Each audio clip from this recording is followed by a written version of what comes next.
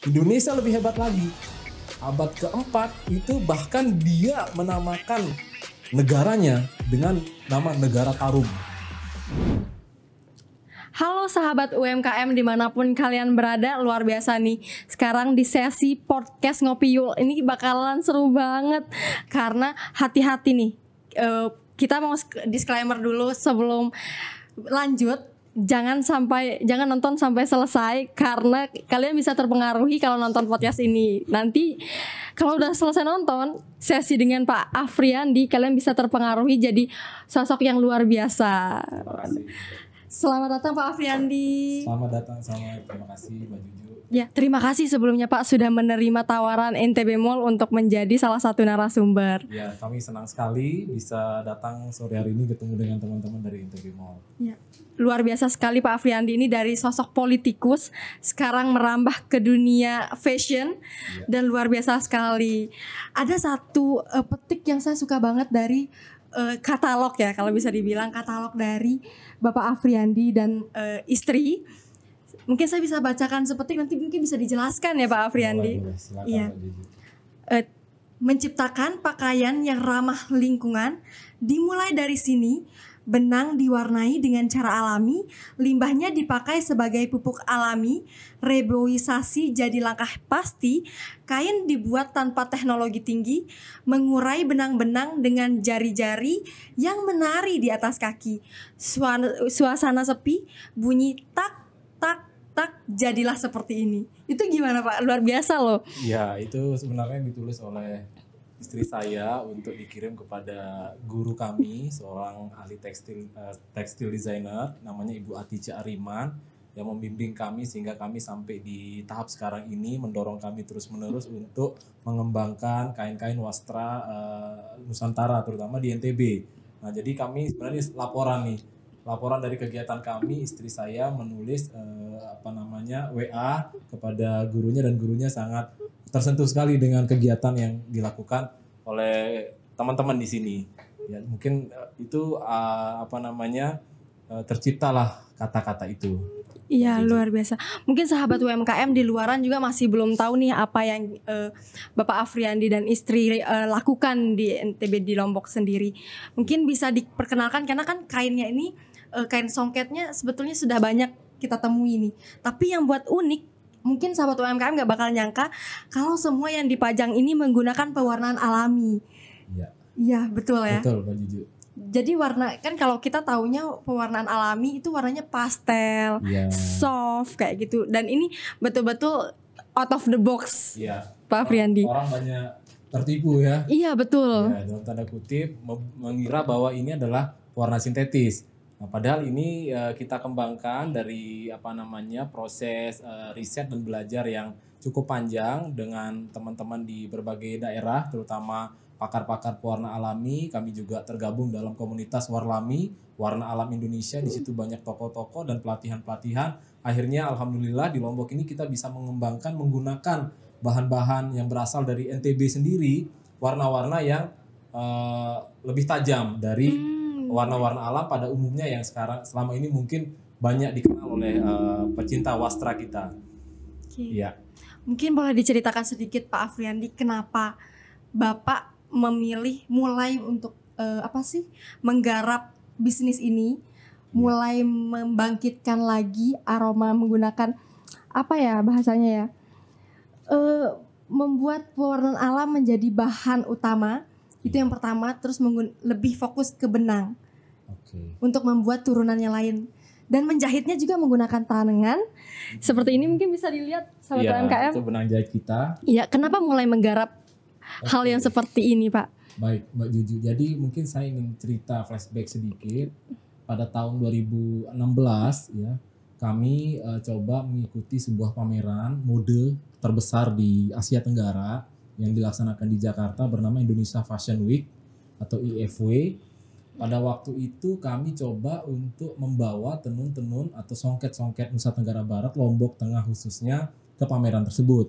Pameran dilaksanakan 5 hari, jadi jumlah pengunjung di pameran IFW itu terbesar, dia sampai 150.000 orang selama 5 hari.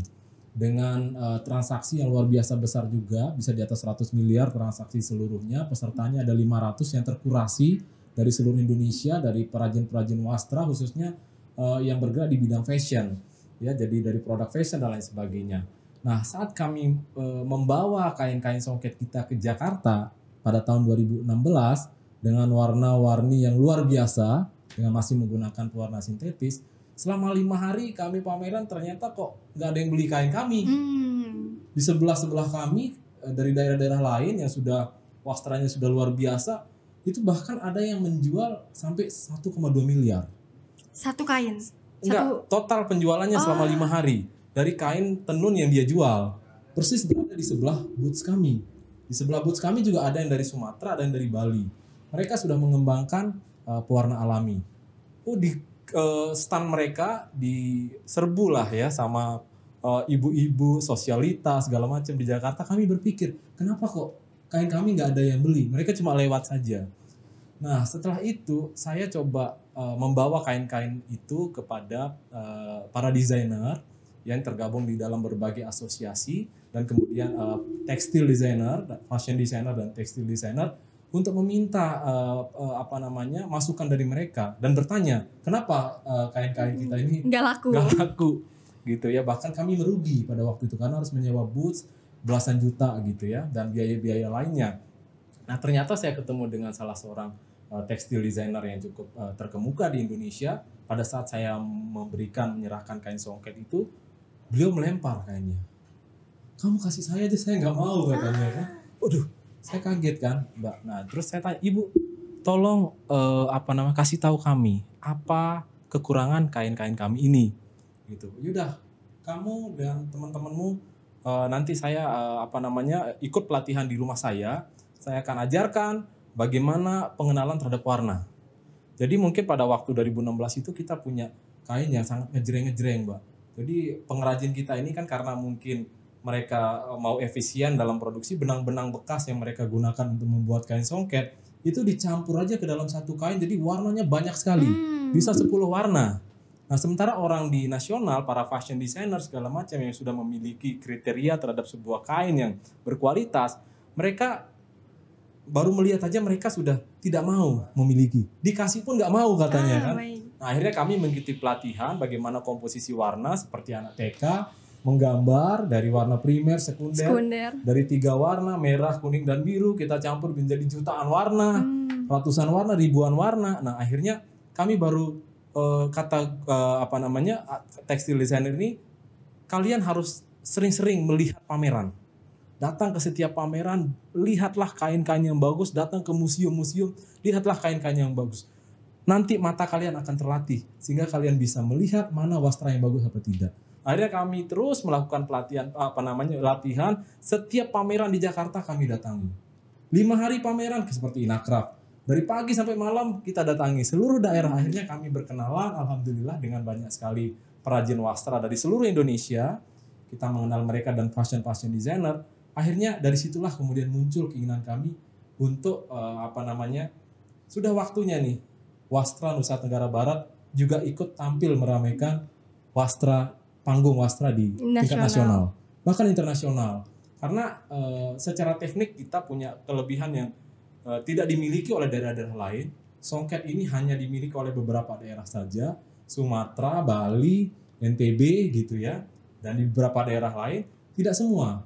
Kalau tenun datar mungkin semua daerah bisa, ya, kayak Kambang Tomak segala macam. Tapi songket ini kemampuan yang langka, Mbak Jujuna. Jadi kami berpikir bersama teman-teman, kenapa tidak nih teknik yang sudah bagus ini tinggal dipoles dengan menggunakan bahan berkualitas. Kami yakin bahwa ini akan disenangi, diterima oleh pasar nasional.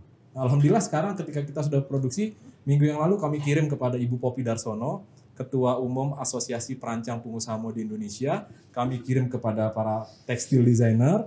Ketika mereka melihat, mereka sangat antusias untuk memiliki kain-kain Nusa Tenggara Barat. Nah, mungkin nanti dalam waktu dekat kita akan melihat di panggung-panggung peragaan busana nasional akan muncul nih kain-kain pewarnaan alam kita, gitu Mbak. Iya, karena warna dan pemilihannya tuh masuk banget sih Pak.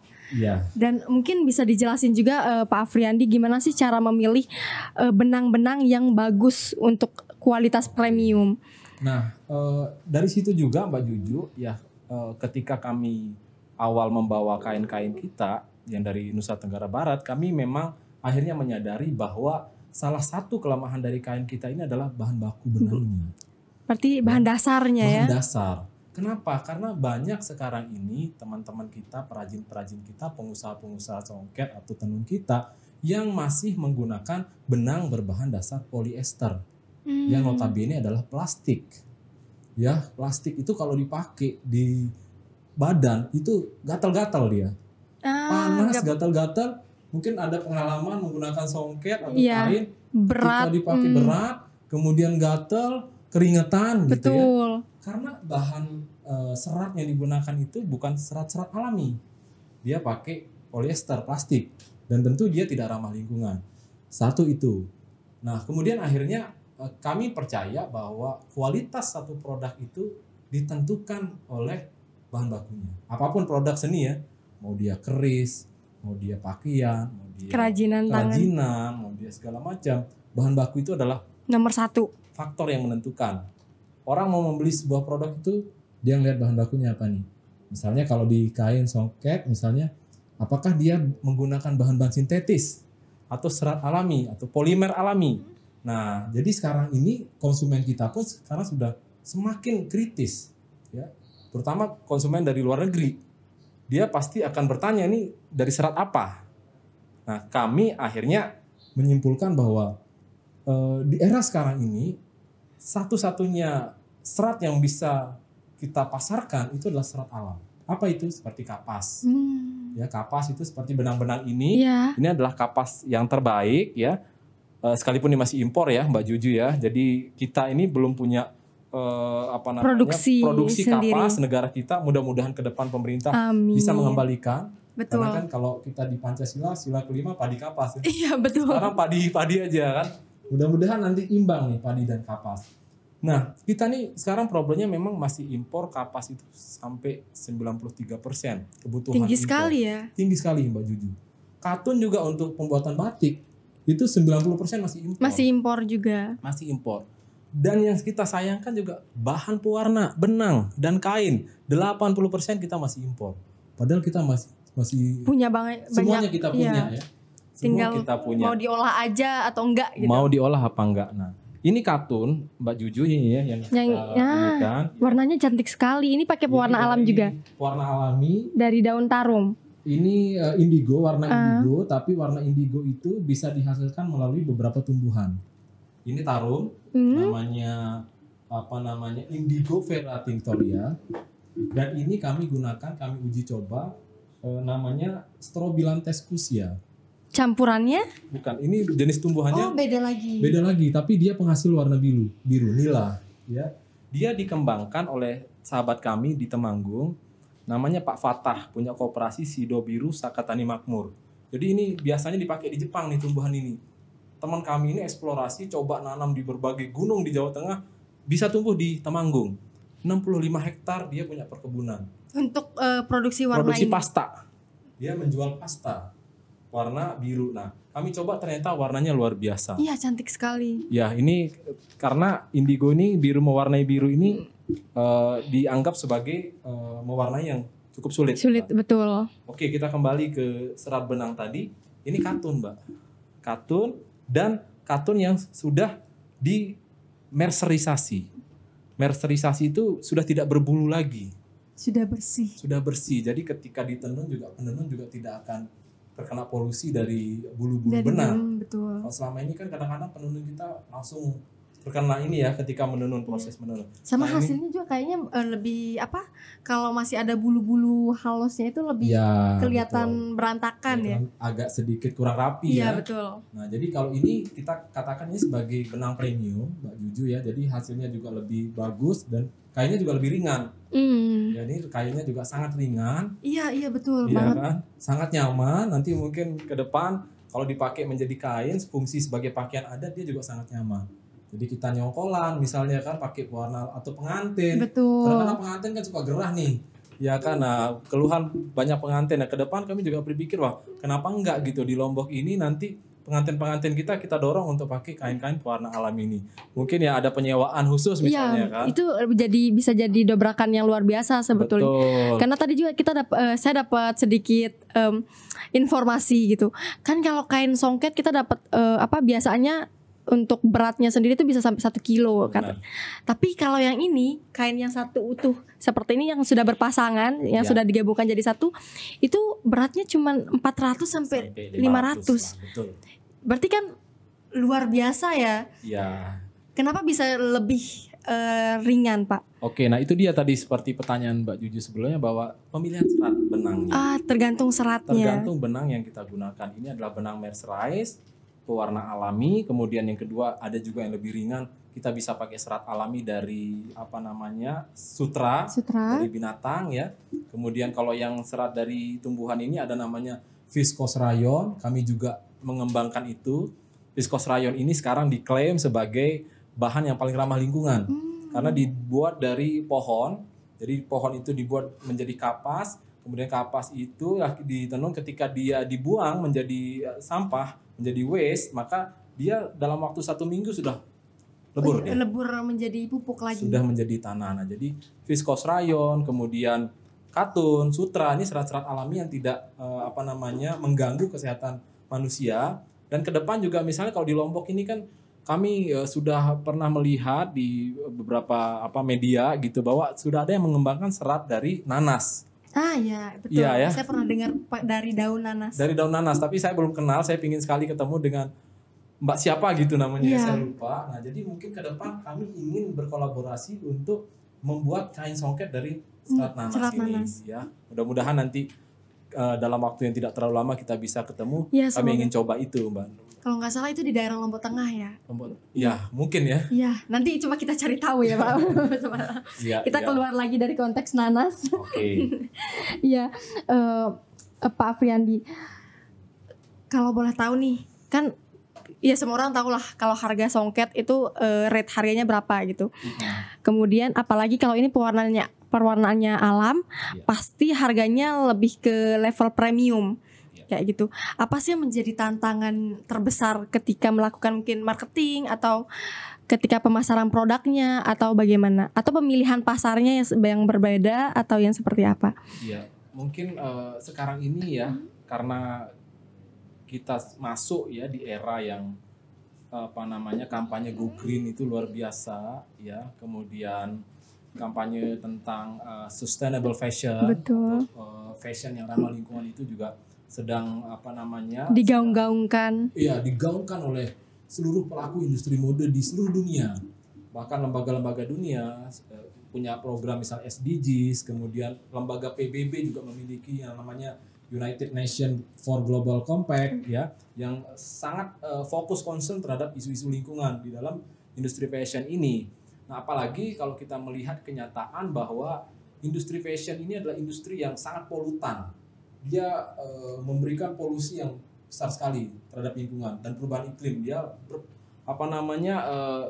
merupakan industri yang paling besar menyumbangkan polusi ya, di dunia ini. Bahkan dia disetarakan dengan polusi yang disebabkan oleh batu bara, baja, petrokimia, bahkan migas, setara nih. Nah, di tengah isu ini maka orang rame-rame beralih kepada penggunaan bahan-bahan fashion yang ramah lingkungan. Ini dunia sudah bergerak ke sana. Untungnya kita masuk di saat situasinya sudah yang lagi mega trend ini. Jadi mega trend sudah condong bergerak semua ke sana. Event-event mode di Indonesia misal dalam beberapa tahun kebelakangan semua mengangkat tema soal sustainable fashion atau mode berkelanjutan, mode yang ramah lingkungan atau eco fashion atau eco weaving misalnya, tenun-tenun yang ramah lingkungan. Nah, jadi sekarang itu sebenarnya pelaku eco weaving atau eco wastra, tenun-tenun yang menggunakan pewarna alam ini dimudahkan ya dalam hal pemasaran. Ini dicari-cari ini. Bahkan kadang-kadang orang mencari malah barangnya nggak ada. Seperti songket nih. Karena kalau di Lombok ini mungkin teman-teman di wilayah Pinggir Sile sudah lebih banyak nih mengeksplorasi pewarnaan alam. Ya ada Pak Maliki di sana, terus kemudian ada teman-teman dari Nina Penenun dan lain sebagainya yang sudah lebih. Tapi di songket itu malah kita kesulitan mencari songket kadang-kadang. Ketika ada nggak songket warna, waduh, kita kontak teman-teman. Agak sulit pada waktu itu. Nah, jadi permintaan pasarnya cukup besar. Para desainer juga minatnya terhadap wastra yang ramah lingkungan ini juga besar. Jadi sekarang ini kita dimudahkan oleh itu, Mbak. Apalagi kemudian kalau di NTB sendiri program pemerintah kita kan zero waste. Betul. Nah, zero waste dan sesuai dengan apa yang ditargetkan oleh pemerintah, sehingga kita melihat bahwa pasar ke depan ini akan lebih condong lagi dia untuk mencari produk-produk seperti ini. Konsumen sudah semakin bijak ya, untuk memilih berarti udah mulai cerdas juga sebetulnya konsumen. Apalagi kalau kita bicara konsumen mancanegara ya Mbak ya, mereka lebih kritis lagi. Dia tanya, ini dalam produksi kain ini berapa liter air yang dihabiskan? Sampai tanya yang seperti itu ya? Sampai seperti itu. Nah, jadi sekarang ini mereka membutuhkan produk-produk yang bertanggung jawab lah ya. Baik bertanggung jawab terhadap lingkungan, ya, betul. Atau bertanggung jawab terhadap manusia, atau apakah dalam proses manufaktur atau proses produksi produk itu dia melakukan eksploitasi atau tidak terhadap lingkungan. Tenaga kerjanya. Dia mensejahterakan nggak ini? Jangan dia bikin dia yang makmur, tapi pekerjaannya malah tidak makmur gitu ya. Nah, makanya ada kemudian kami ke depan juga bercita-cita sekali model bisnis seperti sociopreneur.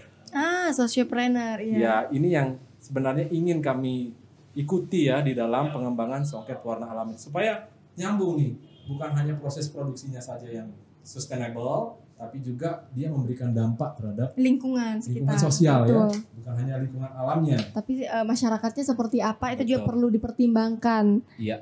Karena nomor satu juga kesejahteraan seperti tujuan SDGs ya sebetulnya. Betul. Perajinnya terutama kan, karena dia tanpa perajin ini nggak bakal ada. Dan ini pekerjaan paling rumit adalah mereka kan. Iya. Sebetulnya bisa dilihat juga seperti itu. Hasil kain itu bisa dilihat bagus tidaknya dari niat dari pengrajinnya juga. Betul. Seperti itu. Moodnya mereka. Betul. Ya kan? Kalau lagi nggak mood misalnya karena misalnya upahnya terlalu murah misalnya kan. Yang penting jadi nih ya. Penting jadi.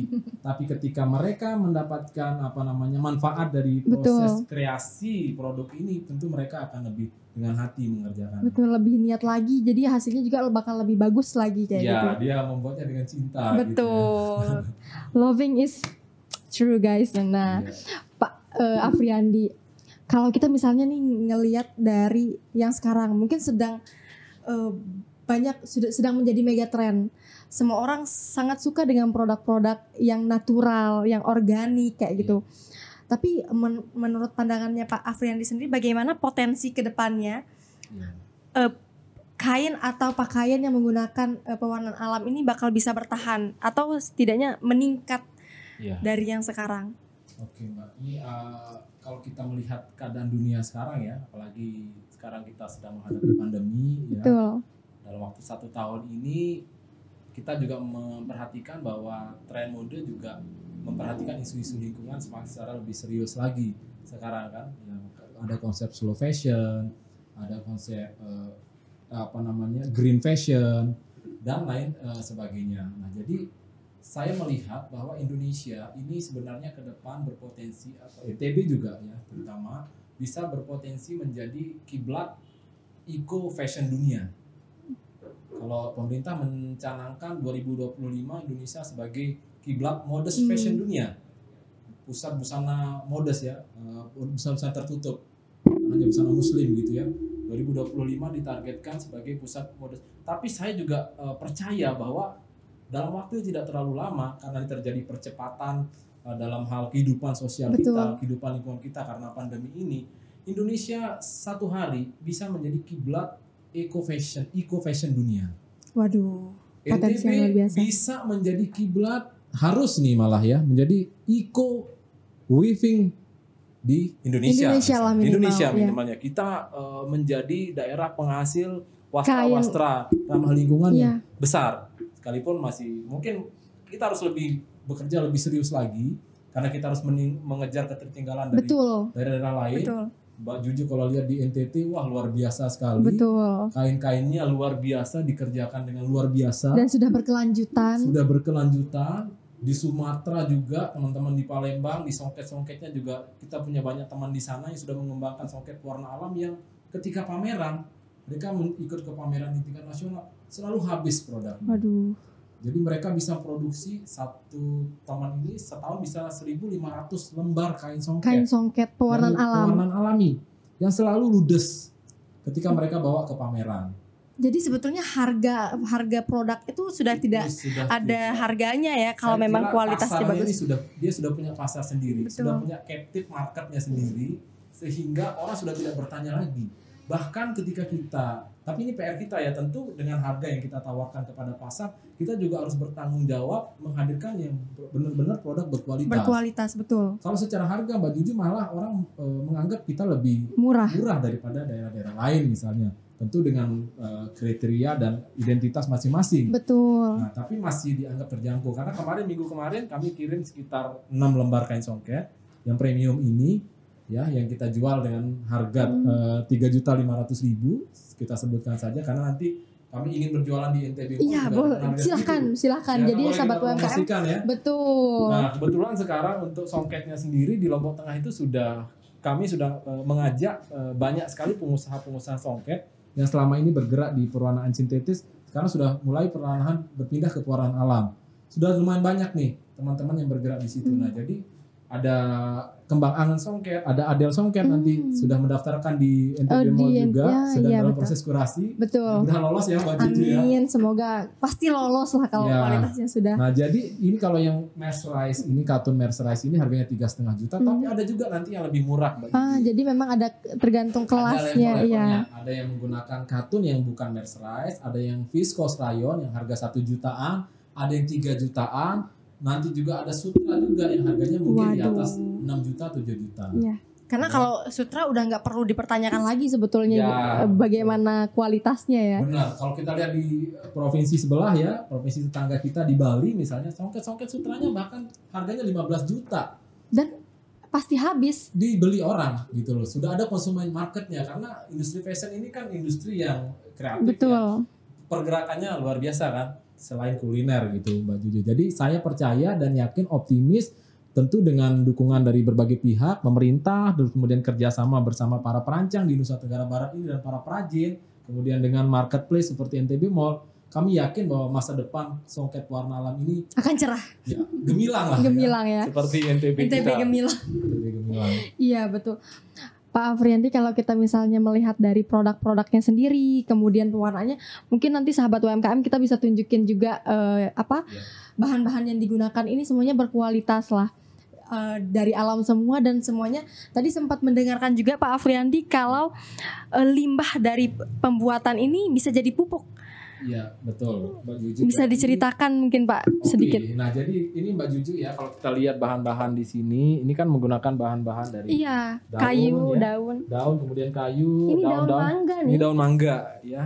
Daun mangga yang suka dibuang-buang sama orang. Iya, betul. Bisa jadi harga produk jutaan rupiah. Ya, bisa berwarna seperti ini nih daun mangga. Iya, Warnanya. wah cantik sekali. Hasilnya ya. Pelajaran yang bisa kita ambil satu nih Pak, jangan buang daun mangga sembarangan. Ya, saya malah kalau kemana-mana melihat penebangan pohon sedih gitu Mbak Juju. Wah, padahal ini bisa jadi warna gitu. Luar biasa, ini jadi warna pastel cantik sekali. Ya, ini mangga menghasilkan warna yang agak hijau ya.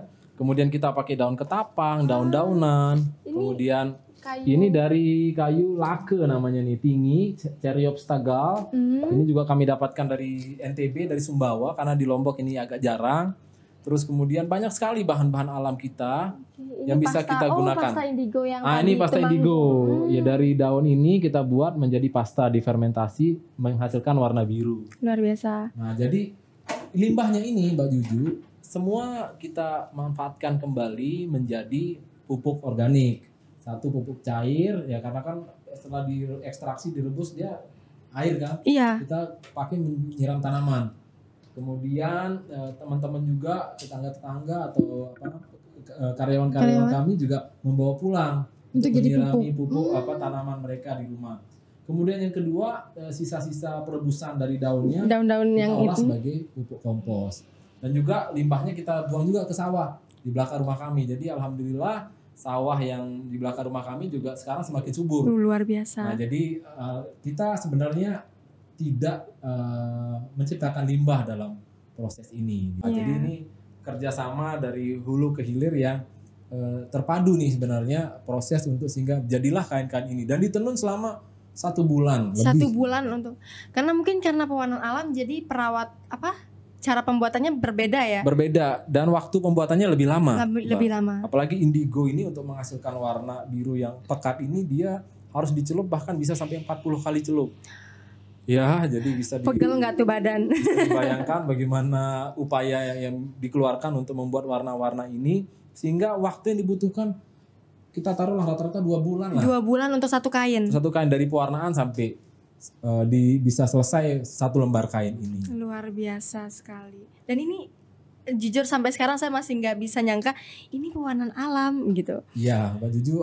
Karena warnanya cantik sekali seperti warna tekstil sebetulnya. Alhamdulillah Mbak Juju, terima kasih. Jadi kami juga beberapa waktu yang lalu juga memberikan sampel-sampel produk kami ke Cita Tenun Indonesia, Ibu Oke Hatarajasa.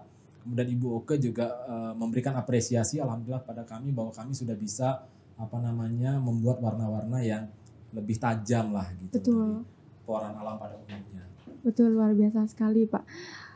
Nah, yang saya mau tanyain lagi nih banyak sebetulnya di kepala saya tuh banyak banget pertanyaan yang pengen ditanyakan lagi Pak. Iya. Tadi saya udah baca-baca nih katalognya luar biasa. Kita mungkin langsung saya mau penasaran ke brandnya Bapak. Kalau di brandnya Bapak di sini ini luar biasa sekali.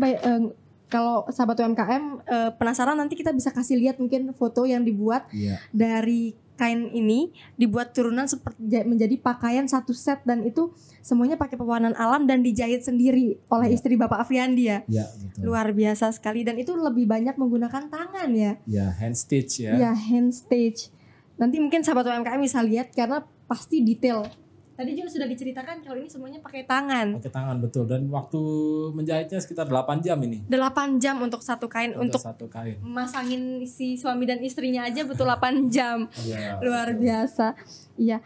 Nih kalau yang saya lihat itu jadi ada beberapa nama di sini. Iya. Ada Bidadariku, Kain Indonesia dengan kelas-kelasnya, Mujur sama Dinadita. Dan ini semuanya jadi kesatuan. Itu bagaimana Pak? Ya, kebetulan kami sekarang bernaung di sebuah PT bernama PT Diva Nusantara Abipraya yang bergerak dalam pengembangan tekstil dan produk tekstil. Tadi kan saya udah baca-baca nih katalognya dan sedikit penasaran karena dia seperti satu kesatuan antara Bidadariku, Kain Indonesia, Mujur dan juga Dinadita. Mungkin bisa dijelaskan bagaimana sih siklusnya di usaha kain dan benang ini? Iya, oke Mbak Juju. Jadi kami sebenarnya baru merintis nih Mbak Juju ya sebuah usaha ini yang harapannya memang ini berkesinambungan ya antara satu brand dan brand lain. Nah kebetulan kami ini bernaung di bawah PT bernama PT Diva Nusantara Abipraya yang bergerak di pengembangan tekstil dan produk tekstil. Nah, tapi tentu pilarnya adalah produk tekstil yang sustainable, ramah lingkungan. Itu satu. Nah, di bawah PT Diva Nusantara Abipraya ini kami telah mendaftarkan berbagai merek, brand. Salah satunya adalah beberapa di antaranya adalah Dinadita. Dinadita ini adalah nama dari istri saya. Dita adalah kembarannya, jadi mereka berdua menginisiasi untuk memproduksi nanti produk-produk turunan dari kain ini, tenun dan songket tradisional pewarnaan alami. Mungkin nanti akan memproduksi rancangan busana ready to wear atau pakaian-pakaian yang lainnya, termasuk mungkin pakaian dalamnya untuk yang nyaman digunakan baik laki-laki ataupun perempuan. Kemudian ada juga merek Bidadariku. Bidadariku ini adalah merek dari benang pewarnaan alam kami. Benang warna alam. Yang baru kami jalankan sejak bulan Desember. Ya, jadi disinilah asal muasal dari semua produk ini sebenarnya. Benang yang akan dibuat menjadi tenun. Dan alhamdulillah Bidadariku ini sekarang sudah mulai mendapatkan sambutan dari pasar nasional. Kami juga mengirimkan baru-baru ini benang ke salah seorang tekstil designer di Sumatera Utara untuk pembuatan kain ulos.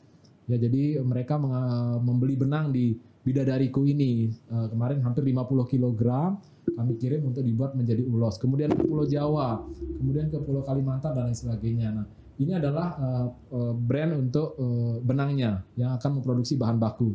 Terutama pasar utama tentu di Lombok sekarang ya.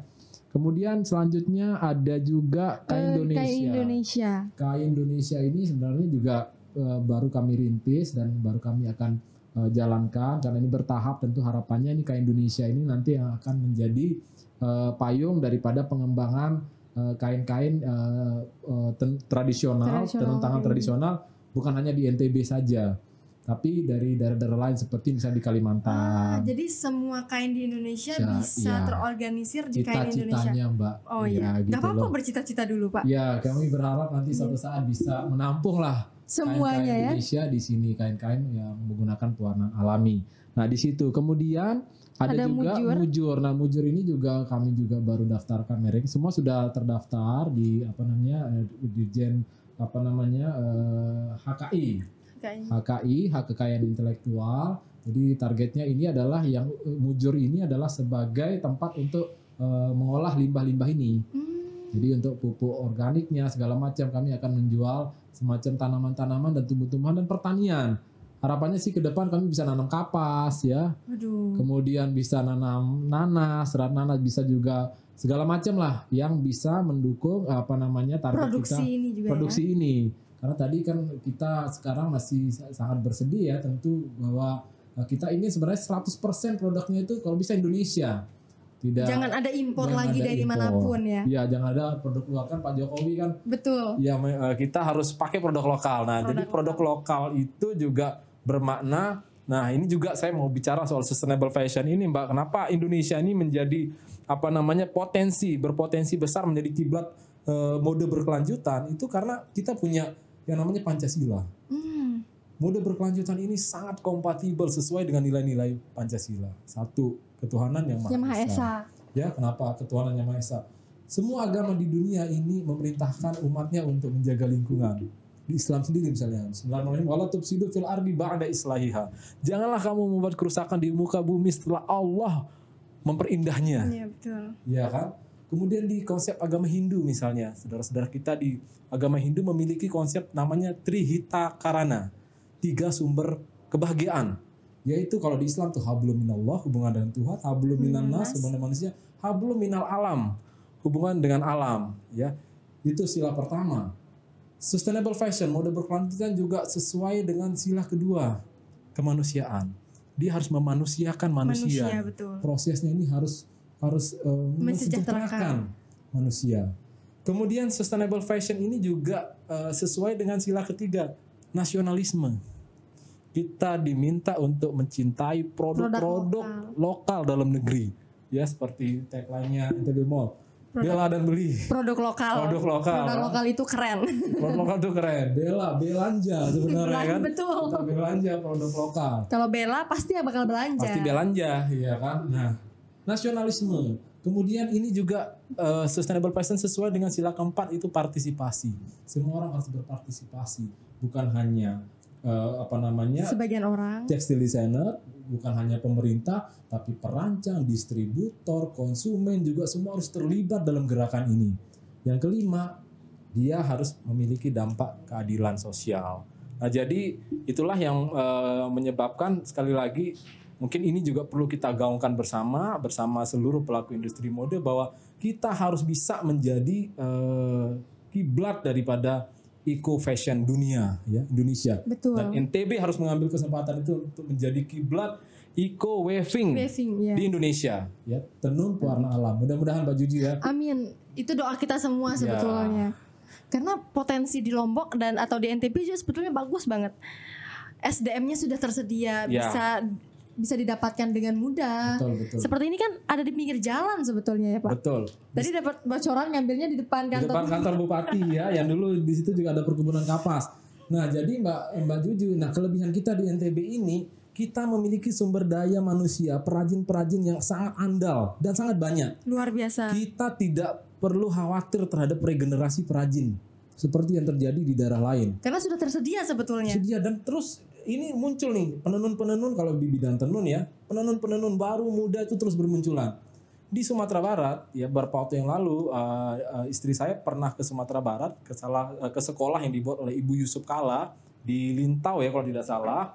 Di Lintau di situ Ibu Yusuf Kala membuat sekolah tenun. Mereka menghadapi sekarang di Sumatera Barat itu krisis regenerasi.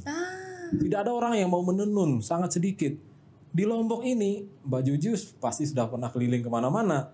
Di Lombok Tengah sendiri, di Batu Jahi, bukan hanya di Sukarare ya, di Sukarare, Batu Jahi, Unge, Kawo, Praia Timur itu di Landah, diganti di mana-mana. Kita bertemu dengan ribuan penenun. Betul. Satu desa masih menenun. Betul. Penenun. Jadi ini adalah potensi. Kenapa kita optimis bahwa kita bisa menjadi kiblat nih eco-waving dunia satu hari nanti ya, tentu dengan dukungan semua pihak. Nah, dan keyakinan ini juga kami dapatkan karena sekarang kita punya NTB Mall. Alhamdulillah, amin ya rabbal alamin. Sebagai pintu gerbang promosi kita di kegiatan ini. Ya, untuk jadi branding juga keluar mungkin nanti. Betul. Tuh, luar biasa sekali. Ini pelajaran yang luar biasa sebetulnya Pak Afriandi, ilmu-ilmu baru juga yang baru kita dapatkan. Jadi kalau melihat ini dia menjadi siklus benang, kain, produk turunan, limbah jadi kompos. Luar biasa. Harapannya seperti itu. Tidak ada yang terbuang. Ya mudah-mudahan Mbak Juju kami bisa tekun di situ ya dan bisa menjalankan rencana-rencana ini. Sekalipun ini yang baru jalan hanya baru beberapa nih Mbak Juju, karena kan situasi sekarang ini kita harus fokus ke satu lini yang sedang kita jalankan. Karena pandemi ini kita harus banyak berkompromi kan. Iya. Harus banyak-banyak sabar ya Pak. Iya. Tapi bagaimana sih menurut Pak Afriandi melihat sekarang kan pandemi ini semua sektor turun sebetulnya, bukan cuma ekonomi, tapi bagaimana produk ini bisa bertahan? Oke, saya kira memang sekarang ini semua orang ya, semua pihak pasti bersepakat bahwa pandemi ini memberikan pengaruh yang luar biasa terhadap segala sektor kehidupan berbangsa dan bernegara kita, terutama dalam hal ekonomi ya. Ekonomi mengalami tekanan yang luar biasa ya. Orang di PHK, daya beli menurun, pembatasan mobilitas orang untuk berpergian, terutama di NTB ini sektor pariwisatanya misalnya menurun drastis. Bahkan teman-teman saya yang bergerak di pariwisata yang punya penginapan sekarang di wilayah Lombok Utara misalnya banyak yang ingin menjual asetnya karena mereka juga harus membayar pinjaman di bank dan lain sebagainya. Pukulannya luar biasa. Nah, di sektor UMKM ini saya melihat di balik di balik situasi yang serba sulit ini ternyata banyak kawan-kawan yang memiliki inovasi dan kemudian sekarang tumbuh di tengah-tengah pandemi ini. Jadi mereka memanfaatkan situasi ini untuk bertransformasi, terutama dalam hal transformasi digital. Kalau di tenun Mbak Juju ya kita melihat misalnya di Lombok Tengah sendiri misalnya banyak sekali teman-teman UMKM di era pandemi ini yang misalnya tokonya tutup, toko offline-nya Arsop di sepanjang Sukarare misalnya sudah 1 tahun ini banyak yang tutup, dan kemudian karena di bisnisnya juga mungkin tidak terdapat regenerasi kepada anaknya atau dan lain sebagainya, sehingga pengusaha-pengusaha kita yang sebenarnya tidak banyak bersentuhan dan teknologi ini yang banyak gulung tikar. Tapi di balik itu banyak pengusaha-pengusaha wastra yang sekarang tumbuh dan sukses. Banyak merek-merek lah, banyak teman-teman di Lombok Tengah yang justru ketika pandemi usahanya menjadi melejit sekarang ini. Karena dia fokus mentransformasikan produksinya atau produknya, pemasarannya ke pemasaran digital, online. Betul. Saya kira kita butuh di pandemi ini memperkuat inovasi ya. Inovasi, kolaborasi, tentu kolaborasi, dan kemudian ya kita juga harus bergerak terus kreatif, mengembangkan kreativitas terus menerus. Jadi Pak Afriandi, tadi kan kita udah tanya-tanya nih masalah bagaimana pewarnaan alam, kenapa Pak Afriandi memilih pewarnaan alam untuk menjadi produk tekstil kayak gitu. Kalau dari Pak Afriandi sendiri, bagaimana sih sejarah dari pewarnaan alam ini sendiri untuk bisa menjadi produk tekstil?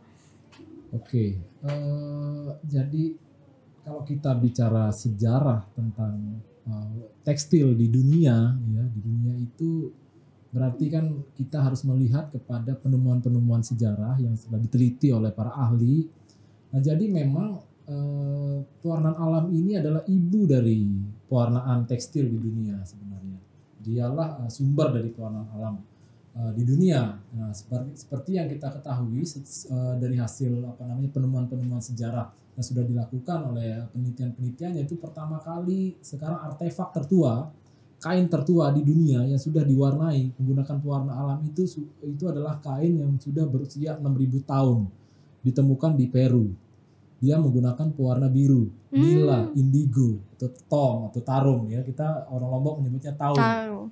Dia adalah indigo, makanya dijuluki sebagai pewarna tertua di dunia. Bahkan dia dijuluki sebagai King of Dyes, raja dari pewarna alam.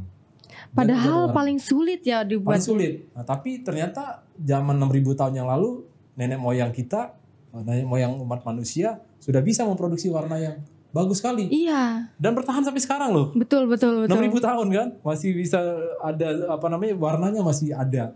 Itu yang tertua yang ditemukan dalam sejarah peradaban manusia. Kemudian yang kedua juga sekitar 5.500 tahun yang lalu, atau 3.500 tahun sebelum Masehi, itu di reruntuhan peradaban Mohenjo-daro dan Harappa, itu di lembah Sungai Indus Valley Civilization, itu di Pakistan ditemukan pakaian yang berwarna merah. Ya, berwarna merah yang setelah diteliti ternyata dia warna merah itu berasal dari madder root atau tumbuhan Rubia tinctoria. Karena yang paling sulit semua nih, merah itu kan paling sulit. Betul. Di pewarnaan alam. Di Indonesia bahkan sekarang masih kesulitan nih memproduksi warna merah. Kita di Lombok juga bahan bakunya juga terbatas. Setelah diteliti dia berasal dari madder. Madder ini apa? Akar Rubia tinctoria yang di Indonesia nih sekarang baru mau dikembangkan oleh kawan kami di Warlami, namanya Pak Fatah dari Temanggung tadi. Dia mau coba tanam ini. Harganya mahal sekali nih, Mbak, warna merah akar ini. Kalau kita beli di online shop di di global, itu harganya luar biasa tinggi sekali. Ini warna merah yang sangat unggul. Kemudian di lokasi pemakaman raja-raja di Mesir, raja-raja Mesir zaman dulu, Mesir kuno, itu di pemakamannya ada raja besar, itu namanya Tutankhamun. Itu Bung Karno dulu pernah menceritakan soal Tutankhamun ketika berkunjung ke Mesir. Jadi populer sekali ini raja ini, salah satu Firaun lah di sana. Ditemukan pembungkus mayat itu sudah berwarna merah, dan itu berasal juga dari madder. Jadi warna-warna unggulan ini sudah bertahan luar biasa panjangnya. Jadi biru, merah, ini kan warna primer nih. Oh, iya. Jadi biru, merah, dan kuning itu adalah sumber warna. Jadi dari percampuran 3 warna ini bisa menghasilkan ribuan dan jutaan warna. Kemudian di Tiongkok sendiri misalnya, 2.600 tahun sebelum Masehi ditemukan catatan tentang kegiatan pewarnaan tekstil di Tiongkok. Itu di Tiongkok. Nah, sekarang di Indonesia bagaimana? Indonesia lebih hebat lagi. Abad keempat itu bahkan dia menamakan negaranya dengan nama negara Tarum. Negara Indigo. Atau Kerajaan Taruma Negara. Pernah dengar ya Taruma Negara? Pernah, iya. Abad keempat Masehi, ya. Bahkan di sana konon katanya saking masyarakatnya mengadakan kegiatan pewarnaan indigo, ahli-ahlinya di sana, sampai sungainya berwarna biru. Makanya dikasih nama Sungai Citarum. Iya kan? Sekarang baru ketebak ya kenapa. Tahu Citarum biru dulu. Sepanjang sungai itu ada tumbuhan indigo ini. Nah itu di Indonesia abad keempat masih tahun 300-an, 400-an masih itu kita sudah mengembangkan pewarna alam yang luar biasa. Kemudian penemuan-penemuan batik zaman dulu atau tenun-tenun yang sudah usianya di atas 100-an tahun di Pringgesila juga pernah ada dikeluarkan, itu ada warna-warna biru. Nah bahkan dulu Mbak, kalau di Indonesia ini kan industri pewarnaan indigo ini dulu kita juga pemerintah Hindia Belanda juga mengembangkan ekspor pasta indigo. Mereka mewajibkan kepada petani-petani di sepanjang Jawa Timur sampai Jawa Barat, sepanjang jalan itu harus ditanam indigo. Kalau sekarang kita ke Mandalika atau ke pantai sekitar selatan di Lombok Timur, sepanjang jalan tuh kita akan menemukan tumbuhan ini ya. tarum yang sangat dikenal oleh masyarakat di Lombok sendiri, iya, di NTB. Jadi saya kalau pergi ke ke daerah selatan ngambil ini kan, saya nyabit-nyabitin di pinggir jalan, ketemu sama penggembala kerbau, dia tanya, untuk apa Pak? Saya mau mewarnai benang. Oh, mau ngames benang ya, naum ya. Oh, naum benang, iya Naum betul. benang katanya. Oh, Bapak kok tahu? Saya bilang, ya dulu nenek saya pernah saya lihat katanya kan. Nah jadi di Lombok sendiri ini juga menjadi bahan pewarna. Kalau kita melihat kain-kain kembang komak zaman dulu yang sudah mungkin 100 tahun, warnanya pasti biru. Ah iya. Banyakan biru. Nah kemudian Mbak Juju, tahun 1856 itu ada seorang warga negara Inggris, peneliti dari Inggris namanya William Henry Perkin. Itu tanpa sengaja dia sedang mencari pewarnaan untuk kina. Dia tanpa sengaja menemukan pewarna sintetis. Tahun 1856, pertengahan abad ke-19. Akhirnya sejak saat itu mulai dikembangbiakkan di dunia pewarna sintetis. Nah, perlahan-lahan di abad ke-19 20 awal 1900-an sekian, pewarnaan alam sudah resmi kita tinggalkan. Nah, kalau di Lombok sendiri mungkin 80 tahun yang lalu lah, masih banyak. Nenek saya kebetulan seorang penenun di wilayah Pujut ya. Saya dapat cerita dari bapak saya atau dari keluarga-keluarga saya yang sudah berusia lanjut. Saya tanya, dulu pernah mewarnai pakai pewarna alam? Oh iya, pakai apa? Pakai tarum. Nah, jadi sebenarnya yang kita lakukan sekarang ini sebenarnya ingin melakukan revitalisasi atau reinventing atau rediscover atau menghidupkan kembali, memvitalkan kembali pewarnaan alami ini untuk produk ya, kita kembali ke akar kita sebenarnya. Betul. Bukan hal yang baru sebenarnya ini. Ini hanya menghidupkan kembali yang sudah punah yang sudah mati. punah, melanjutkan kembali ya tentu pekerjaannya karena ini sudah banyak dilupakan, kita harus riset lagi. Betul. Karena banyak yang sudah lupa nih caranya bagaimana. Saya banyak bertanya, bahkan sampai sekarang ini kita lagi cari pewarna merah. Kalau pewarna merah itu kan kalau di NTT pakai akar mengkudu. Di Bali juga pakai akar paci mengkudu sama. Prosesnya cukup panjang juga, mahal sekali warna ini. Nah, Lombok sedang kita coba cari nih. Selain mengkudu apakah masih ada pewarnanya? Apakah pernah membuat warna merah yang bagus gitu. Jadi mungkin itu sejarahnya sampai kemudian akhirnya dunia menyadari bahwa pewarna sintetis ini sangat berbahaya bagi lingkungan dan manusia, terutama kepada pihak-pihak orang-orang yang terlibat dalam proses manufaktur. Proses manufaktur itu apa? Karena ini kan ditemukan zat namanya azodayes. Senyawa azo, gugus azo yang sekarang ini mendominasi bahan pewarna tekstil kita. 60-70% pewarna tekstil sintetis kimia itu mengandung azo. Azo ini sangat toksik sekali dia bisa menyebabkan kanker kulit dan lain sebagainya, sehingga negara-negara Eropa tadi, Jerman, Belanda tahun 96 melarang ekspor produk-produk tekstil dan produk tekstil yang mengandung senyawa azo tadi. Nah, bahayanya buat siapa, Mbak Juju? Pertama tentu adalah pengusahanya sendiri. Saya misalnya pengusaha kain songket, saya beli benang pewarna sintetis. Dari aromanya aja sudah sangat menyengat nih, Mbak Juju. Itu satu, dia terhirup terhirup ya, dia destruktif sekali kepada si pengusaha tadi. Yang kedua, yang paling banyak bersentuhan dengan zat pewarna ini adalah si perajin sendiri. Dalam jangka panjang ini sudah banyak kasus di mana-mana gitu loh. Kita berharap mudah-mudahan ini kita harus juga berbicara kesehatan mereka nih. Karena mereka mungkin belum mendapatkan informasi tentang ini. Sehingga mereka yang paling setiap hari nih mencium dan mengerjakan, menyentuh dan lain sebagainya.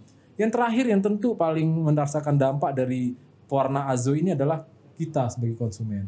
Apalagi karena kita yang menggunakan bersentuhan langsung pandemi ini. Betul. Kita bahkan semakin dekat mencium produk-produk tekstil itu. Kadang-kadang kita pakai menjadi masker kan. Betul. Nah, jadi selama berjam-jam nih kita dekatkan kepada panca indera kita. Nah, sehingga itu dalam jangka panjang ini bisa menimbulkan dampak yang cukup serius bagi kesehatan. Mungkin nggak kena COVID tapi nanti kena yang lain. Alhamdulillah ya. Alhamdulillah.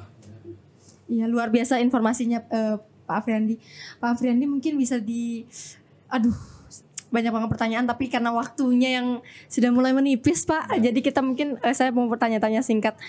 Mungkin kalau dari Pak Afriandi sendiri bagaimana sih melihat potensi NTB Mall sendiri untuk jangka panjangnya nanti untuk membantu UMKM yang ada di NTB ini?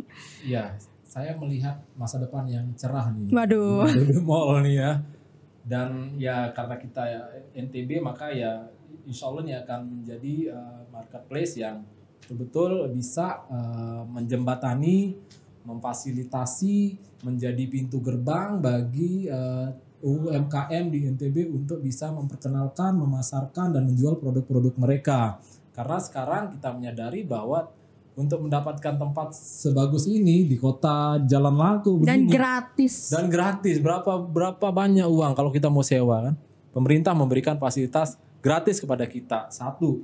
Kemudian saya melihat juga dukungan pemerintah juga luar biasa besar ya kepada NTB Mall, promosinya luar biasa besar. Saya juga setiap hari mengikuti media sosialnya NTB Mall. Tamu-tamu yang datang ke sini juga tamu-tamu pemerintah resmi semua datang ke sini. Saya dengar juga nanti mungkin dengan adanya MotoGP juga Iya, tamu-tamu betul. MotoGP juga Berbelanja semua ke NTB semua Mall. belanja ke NTB Mall. Jadi ini adalah harapan besar bagi pelaku UMKM di NTB untuk bisa bangkit dan maju bersama NTB Mall. Satu itu. Kedua juga saya melihat teman-teman yang bekerja di dalam NTB Mall ini juga luar biasa. Waduh. Semangat ya Mbak Juju dan teman-teman ini selalu menjemput UMKM, bukan menunggu UMKM untuk datang, tapi mendatangi UMKM untuk mengajak mereka berjualan di sini. Dan saya percaya target NTB Mall untuk bisa menjadi e-marketplace, e-commerce terdepan di Indonesia itu bisa tercapai dalam waktu yang tidak terlalu lama. Amin ya robbal alamin. Ini motivasi buat kami sih biar Amin, lebih ya Allah. usaha lagi untuk Tapi saya optimis nih Mbak Juju karena perkembangan dari segi digitalnya juga saya lihat luar biasa. Jadi saya juga sebagai pelaku UMKM mengucapkan terima kasih karena telah hadir di tengah-tengah pandemi di mana orang butuh tempat untuk berjualan dan berjuang sebenarnya. Ini adalah tempat perjuangan sebenarnya NTB Mall bagi baru pelaku awalnya UMKM. aja ini ya Pak. Baru 6 bulan ya. Iya, jadi ke depan ya saya percaya di usia 1 tahun mungkin 17 Desember ya. Iya 17 Desember 17 Desember pas 1 tahun NTB Mall. pas 1 tahun NTB Mall saya yakin bahwa kita akan mencapai kemajuan dan lompatan-lompatan yang lebih besar. Amin ya robbal alamin. Ini semoga sahabat UMKM yang lain juga ikut mengaminkan ya. Amin ya Allah. Ya target kita bersama lah untuk memajukan NTB ya Pak. Ya. Dan masyarakat tentunya. Ya, satu pesan mungkin Pak untuk sahabat UMKM yang insya Allah menonton sampai akhir, ini penting banget untuk sahabat UMKM biar bisa maju mungkin ke depannya, atau untuk motivasi tersendiri untuk ke depannya seperti apa mungkin Pak? Ya, oke Mbak Juju. Jadi ini bulan Juli ya. Bulan Juli itu sebentar lagi tanggal 13 Juli bangsa Indonesia akan memperingati satu hari bersejarah, yaitu Hari Pembangunan Industri Rakyat namanya. Yang ke-57. 57 Ya, tahun. 57 aja, mudah-mudahan nanti kita bisa highlight ini. Tapi ini hari yang banyak dilupakan sekarang. Tidak pernah diperingati lagi. Karena mungkin kita sudah lupa, memori kita sudah terlalu banyak untuk memperingati hari-hari lain. Ini Hari Pembangunan Industri Rakyat. Tanggal berapa Pak? Tanggal 13 Juli. 13 Juli. Ditetapkan 13 Juli 1964 oleh Presiden Soekarno. Pada saat memperingati sewindu Departemen Perindustrian Rakyat. Jadi dulu ada namanya Departemen Perindustrian Rakyat yang khusus mungkin ya sekarang kayak UMKM lah. Dulu kan belum ada istilah UMKM kan. Iya betul. Nah dicanangkan hari 13 Juli sebagai Hari Pembangunan Industri Rakyat pada waktu itu di Istana Negara, dan Bung Karno pada waktu itu diberikan gelar sebagai Pembangun Industri Rakyat Agung. Jadi dapat gelar itu. Nah pada peringatan Pancawarsa Departemen Perindustrian Rakyat itu Bung Karno berpesan kepada bangsa Indonesia bahwa apabila bangsa Indonesia ingin maju di dalam ekonomi, ingin menjadi bangsa yang besar, maka dia harus menerapkan prinsip berdikari di dalam ekonominya. Berdikari itu apa? Self-supporting. Kita harus memenuhi kebutuhan kita sendiri. Kita harus percaya kepada kekuatan sendiri. Nah, kemudian oleh karena itu maka termasuk kita nih sebagai bangsa tadi, kalau kita bicara sejarah, abad ke-19 awal kita tidak satu pun mengimpor benang kapas. Nah, Bung Karno pada waktu membuat proyek prestisius. Tahun 64 dia targetkan dalam waktu 2 tahun kita harus kembali menjadi bangsa yang tidak mengimpor benang kapas ataupun kain ya. Nah, sehingga pada waktu itu Bung Karno memerintahkan Departemen Pertanian dan Perindustrian untuk bekerja sama membuat proyek-proyek penanaman kapas, termasuk di Sumbawa.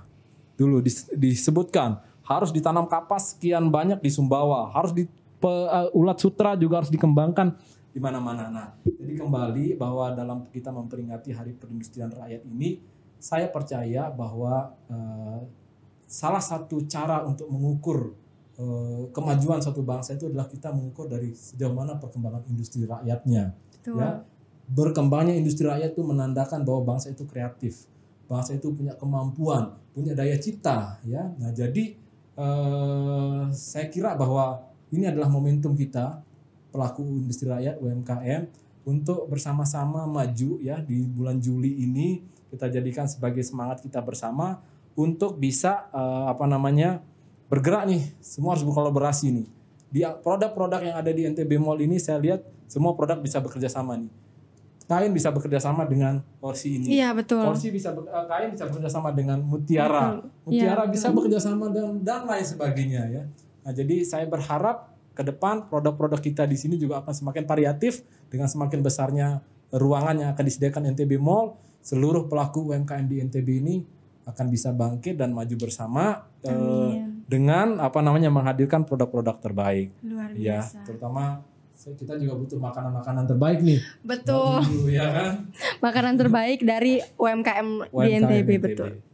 Terima kasih banyak Pak Afriandi, itu motivasi yang luar biasa dan juga informasi yang luar biasa juga untuk kita semua. Terima kasih Mbak Juju. Iya, mungkin karena waktu yang sudah ini dan juga bahan diskusi kita juga sudah habis untuk saat ini. Iya. Harapannya ada lagi sesi selanjutnya tidak terputus silaturahmi kita nih untuk berdiskusi masalah UMKM, produk dan lain sebagainya ya Pak ya. Amin. Terima kasih Ya. Mbak Juju. Kami yang terima kasih Ibu Dina Dita. Ya, mungkin kita cukupkan podcast kita pada sesi kali ini. Kurang lebihnya mohon maaf ya Pak ya. Dan terima kasih banyak untuk sahabat UMKM. Mungkin nanti kita bakal kasih lihat juga, kita bakal shoot untuk produk-produk dari apa aja sih dibuatnya nih, warna-warna ini muncul. Kita bakal kasih lihat sahabat UMKM. Jadi jangan, selain daun mangga ini bakal ada lagi kok yang lain. Jadi nggak usah khawatir, oke? Oke, mungkin kita angkat gelasnya Pak. Nah, oh ya, NTB Mall punya yel-yel Pak. NTB Mall, semua ada, semua bisa. Dari NTB untuk Indonesia. Kita seruput dulu kopinya di Ya. Ngopio. Bye-bye.